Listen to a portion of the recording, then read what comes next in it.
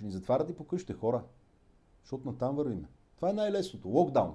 Локдаун. Помните ли ковида? Това предстои, защото света влезе в една икономическа катастрофа с това, което направиха американците в Близки изток. Много скъп бензина става навсякъде. Той ще стане изключително скъп, както нефта. Расте и поскъпва много. И те най-лесното е да кажат, стойте си по къщите, както каза, знаете ли кой го каза това? Международната енергийна агенция. Тя каза няколко предложения. Градския транспорт, споделяйте си колите, работете си от вкъщи и общо взето, ако можете, спрете да дишате там. Не дейте да живеете много, внимателно не дейте да потребявате много енергия. Това ни казват. Стига сте ползвали колите, стига сте ползвали моторите. Стойте си вкъщи. Защо го казват това? Защото наистина се задава една истинска икономическа енергийна катастрофа. Това е истината. Затварянето на Ормузския проток значи голям проблем за цялата икономика, голям проблем за Европа, която няма газ в хранилищата за една седмица. Чиповете, за да се направят в Тайван, имат нужда от това да минават суровините през Ормузския проток. Иранците ги затвориха. И сега тук шаши паника. В България абсолютно никой не го интересува какво ще стане утре. Всички гледат някаква кампания и ние сме в кампания. И какво от това? Избори тук до откат може да има. Избори, след избори, след избори, в един момент ти се усещаш, че имаш за половин месец нефт. Утре украинците ще се хвърляте там една бомба в Новоросийски, даже от Кавказ нефта, който идва, няма да го има. България има запаси за горива за месец.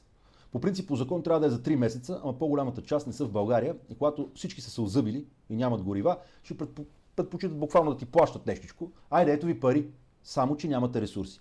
Целият свят започна вече да мисли за това да трупа ресурси. България трябва да почне да мисли да трупа ресурси. Не да играе по свирката на Урсула фон дер Лайен, която мрази Путин.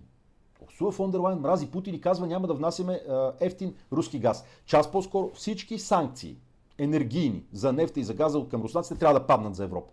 За да просъществува. Тук не говорим Европа да цъфти. Европа влиза в много тежка икономическа криза заради тази тъпотия, която се направи в Близки изток. Много тежка. Изключително тежка. Но санкциите трябва да паднат час по-скоро. Второ, трябва, за съжаление, там сме се докарали, да измолим американците, нашата рафинерия тук да й дадат право да продължи да работи. Защото те има и санкции, които на 29 април идват и ако те не ни позволят да ползваме банките американските, не може да си купиме нефт. Не стига, че не ползваме руския и не може да си купиме. Затова спешно трябва да се действа и в това направление. Другото, което нещо трябва да се направи, една голяма част от цената на горивата и на бензина по колонките е от акцизи. Държавата трябва да намали страшно много и акцизите. Общо взето, някакви конкретни мерки час по-скоро трябва да се направят, но трябва да знаем, че ние българите, ако не се събудим, ако не притиснем политиците, ако не спрем така да си заравяме като щраус и главата буквално в пясъка, ще ядем дървото. На нашото летище сега има цистерни, военни цистерни. Казва ни се това за войната в Иран. Дали? Или всъщност става дума за едно друго полесражение и това в Украйна.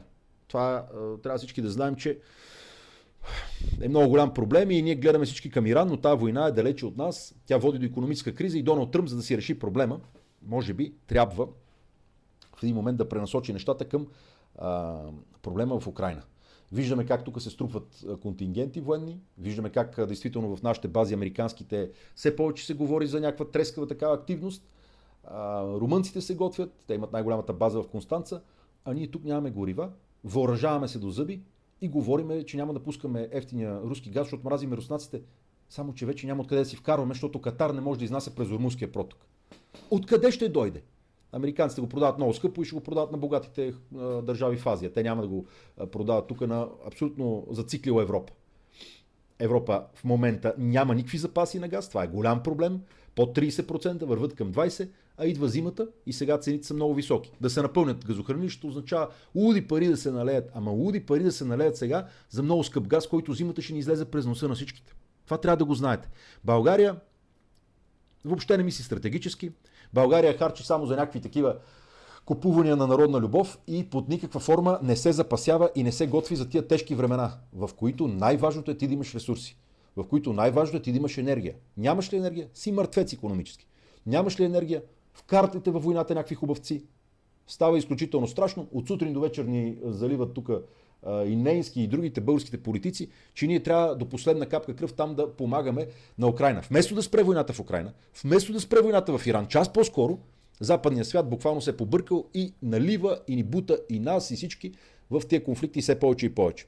Завършвам с това, така да ви призова, особено по-младите хора, да сте критични, да се информирате, вие сте бъдещето, обаче вие вече също имате ангажимент.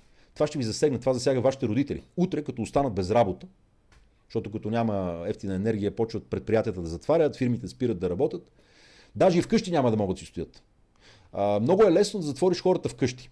Много е лесно на политиците да кажат, стойте си вкъщи, за да няма проблеми. Само, че това не е решението. Решението е спиране на войните, мир и стига някакви хора са си налагали техните опасни идеологии върху всички нас. Ние не сме опитни животинки.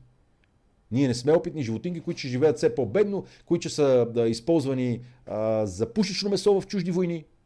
Ние сме хора, които държим съдбата си в ръце. За целта обаче трябва да сме много активни и да участваме в процеса на взимане на решение. Да кажем, айде действайте и ни подсигурете тук, ние да имаме нефт. Айде действайте и вкарвайте ефтините енергийни ресурси, няма значение, че са от Русия или от някъде другаде. Това е правилното в момента. Не може някаква женичка там в Европа, която си взима лудите пари, луда заплата някаква десетки хиляди евро, да ни казва, че ние ще студуваме, че ние няма да имаме коли, че ние ще живеем по-бедно, че няма да има храна, защото това е следващия проблем с високите цени на храните, заради липсата на торове. Хората да умират от глад в Африка. В Азия, в България, тук хората да не могат да засеят земеделците, но Урсула фон дер Лайен да ни се прави на много морална. Колко е морална, като мълчи, като пука за всичко, което стана в Близки изток. Що не каза кой е агресора там? Откъде на къде? Изборите не са някакво състезание по манипулация. Изборите не са състезание кой ще извади по-големи пари, да ходи да изкупи там махалите, да притеснява хората и така нататък. Защото всички сме едно, всички сме брати, ние сме българи. Ние искаме България да се развива. Никой няма право да злоупотребява с нито една българска общност. И с бедността, до която са докарали хората. Ама тая бедност тя идва от някъде. Тая липса на работни места идва заради това, че енергията е скъпа. Защото имаше и зелена сделка, имаше и войни. Трябва да се усмириме, да се смириме, но не да се примириме. Затова съдбата е в нашите ръце и само смелостта и доблестта ще ни помогнат да избегнем това, което ни мислят тия хора.